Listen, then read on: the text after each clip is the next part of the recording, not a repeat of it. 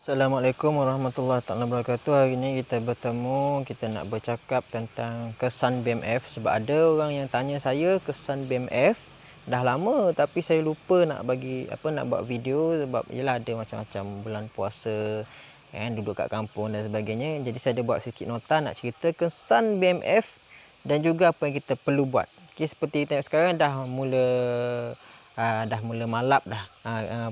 Inisiatif BMF ni. Pertama sekali bagi saya lah, pendapat saya, BMF ni kita jangan buat benda based on sentimental ataupun pengaruh mana-mana pihak, tapi lebih kepada kita anggap ia satu inisiatif ekonomi dan juga ia sebagai jihad ekonomi.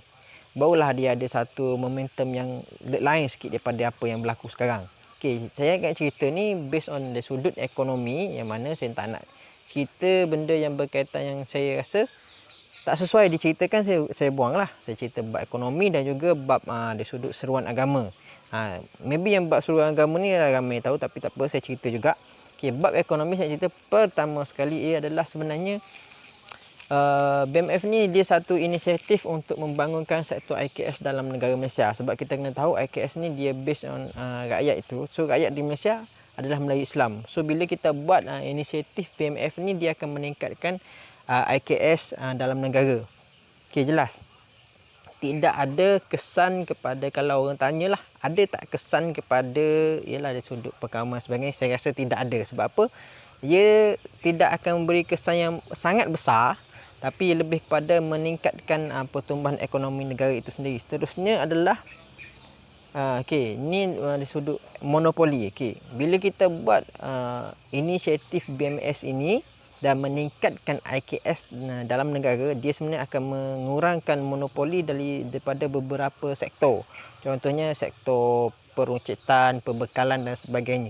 So bila kita mengurangkan monopoli, dia akan memberi lebih impak ekonomi, impak pendapatan kepada rakyat itu sendiri. Sebab apa? Bila kita membantu IKS ni dia menyumbang pendapatan paling tinggi negara dan menyumbang sektor pekerjaan paling tinggi dalam negara. Okey, boleh cek data dalam Google lah. Seterusnya dia adalah sebenarnya adalah poin ketiga ni adalah dia sebenarnya membantu meningkatkan pendapatan dalam negara. Dan dia supaya kita tidak bergantung kepada kuasa luar, faktor-faktor investment luar. Ia lebih kepada meningkatkan sektor beli dan sektor jualan dalam negara itu sendiri. Okey, jelas. Okey, itu dalam sektor ekonomi. Sektor pula ni, itu poin bab-bab ekonomi. So kita nak pergi bab-bab agama apa pula? Pertama sekali, jelas ia adalah seruan jihad ekonomi. Okay? Bila saya cerita seruan jihad ekonomi ni, dia lebih kepada fardu kifayah. Sebenarnya benda ni ulama dah lama dah cerita bab fardu kifayah, iaitu membeli dengan orang Islam. Tapi yalah, kita kadang-kadang lupa apa.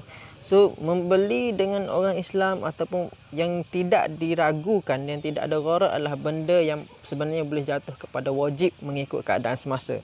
Nak bahas panjang, tapi kena faham jatuh kepada kita satu kewajipan untuk mencari yang halal dan tidak ada kewas-wasan pada dia. Okey, jelas. Seterusnya kita pergi pada bila orang Islam jadi penjual, mendapat pendapatan daripada apa yang kita beli dia sebenarnya meningkatkan pertumbuhan zakat, peningkatan sumbangan zakat dalam negara. So bila ada peningkatan sumbangan zakat negara, banyak manfaat orang Islam akan dapat. Bila saya nak cerita pun panjang benda ni, tapi jelas kan, bila zakat meningkat, banyak manfaat kepada orang Islam itu sendiri. Seterusnya, yang ni kita boleh kata satu perbahasan yang panjang juga. Ia lebih kepada maruah agama itu sendiri, dari sudut kerja halal, kerja yang tidak ada gharar kan, pendapatan yang tidak ada subhah, yang tidak melibatkan benda-benda haram. So dia berkaitan dengan maruah. Sebab bab-bab daruriyat maruah agama ni ada beberapa perkara, dan di antara benda yang faktor utama adalah pendapatan kepada orang Muslim itu sendiri. Dan okey, seterusnya kita dah habis bab agama, dan seterusnya nak cerita apa yang patut kita buat untuk meneruskan inisiatif ini, dan supaya dia memberi impak yang positif kepada ekonomi dan agama. Pertama sekali, jangan sentimental. Kalau sentimental, benda tu tak akan kekal lama, dan selalunya dia akan malap. Dah nampak dah malap sekarang, dia akan malap dengan begitu. Dia akan jadi macam satu benda yang seasonal, jadi bermusim. Seterusnya lah bantu kita fikir untuk meningkatkan mutu individu ataupun organisasi itu sendiri. Okay? Bila dia orang sektor IKS, kita mudah untuk bantu mereka. Bila kata nak bantu mereka, salah satu cara nak bantu mereka adalah dengan cara membeli produk mereka dan daripada situ mereka boleh improve bisnes mereka. Okay? Bantu untuk meningkatkan mutu. Dan seterusnya, apa yang kita perlu sedar adalah benda yang berkaitan jihad ini kan, Buy Muslim First ini, dia ada tidak lari daripada ganjaran dia. Dia ada dosa pahala dia sudut apa yang kita buat atas dunia ni. So bila kita sedar apa yang kita buat ni, setiap benda tu tidak sia-sia, ada dosa pahala dia, kita sedar lah, kita akan jadi automatik, kita akan tahu apa yang kita perlu buat, apa yang kita perlu beli, di mana perlu kita beli, dengan siapa kita perlu berurusan dan sebagainya. Okey, baik, itu sahaja poin saya. Wabillahi taufiq hidayah. Assalamualaikum warahmatullahi taala wabarakatuh.